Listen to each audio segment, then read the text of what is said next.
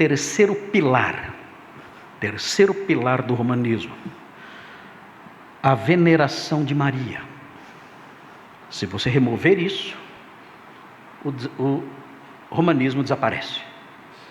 Se você vai assistir uma missa, depois que você participa ali da hóstia e tudo mais, da Eucaristia, então você começa a perceber uma mudança de chave aos poucos. E Maria começa a ser centralizada, começa a ser objeto central. E aí hinos são cantados a Maria, orações são feitas a Maria, gestos de adoração são realizados diante de Maria, palavras de louvor são dirigidas a ela, tudo gira em torno de Maria, tudo. É um culto centrado em Maria. Ela é o foco central do culto católico. Se você remover Maria, você faz com que a Igreja Católica desapareça. É um dos 4 pilares do romanismo. E os padres dizem abertamente: sem Maria, você não pode ser salvo.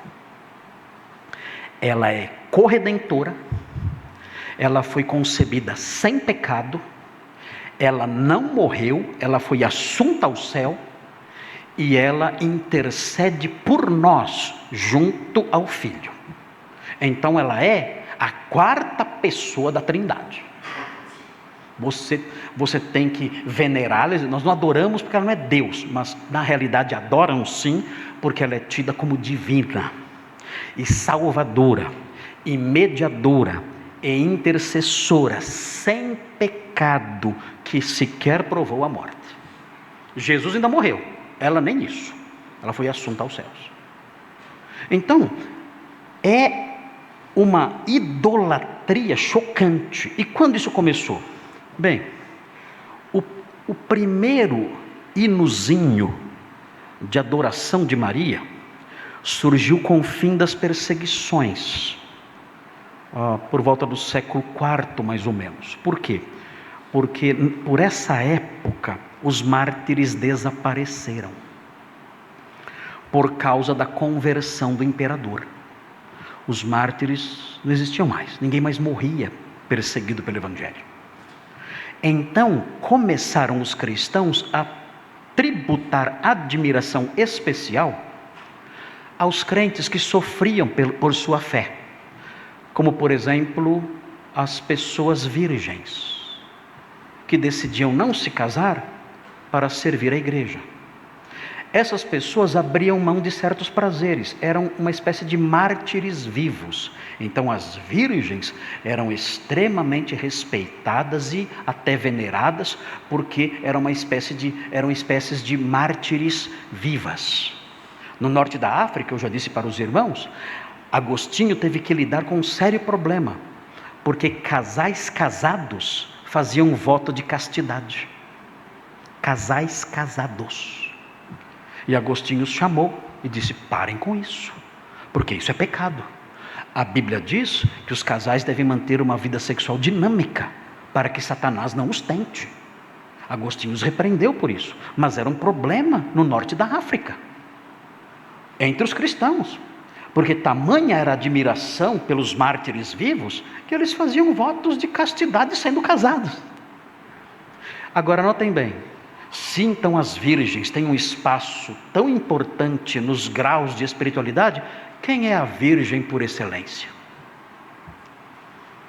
Maria. Então começa-se uma tendência de veneração de Maria. Isso somente no século IV. Uma das provas mais contundentes e que deixam os historiadores católicos confusos é a total ausência de qualquer sinal de adoração de Maria na arte das catacumbas. As catacumbas eram cemitérios subterrâneos, onde os cristãos sepultavam seus mortos. Eram grandes corredores, você pode visitá-los ainda. Na via Ápia, em Roma, você encontra pelo menos 2 cemitérios desse tipo, e você pode visitá-los. É um lugar turístico. Você pode visitar as catacumbas de São Calixto e as catacumbas de São Sebastião. E é interessante ver isso. E esses lugares eram lugares de reuniões cristãs. E por serem lugares de reuniões cristãs, há vários símbolos pintados nas paredes, em algumas paredes, símbolos retratando a liturgia daqueles dias, até o 3º século.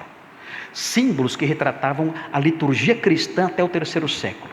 Então você encontra figuras de Jesus distribuindo a ceia, você encontra figuras de pessoas sendo batizadas, você encontra figuras da arca de Noé, da pombinha com raminho na boca, do pastor de ovelhas carregando uma ovelhinha nas costas. Quantas figuras você encontra de Maria? 0. Nada. Niente. Absolutamente nada. As catacumbas fornecem também inscrições, que são orações. São orações que eram escritas nas lápides dos túmulos. São milhares. Quantas orações são dirigidas a Maria?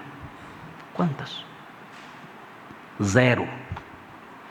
Nada. Nada. Absolutamente nada. Onde está Maria no espaço litúrgico? Na adoração primitiva? Em lugar nenhum. Ela não é adorada na igreja antiga.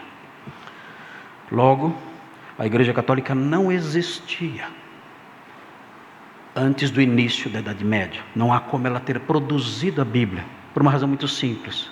Ela não existia.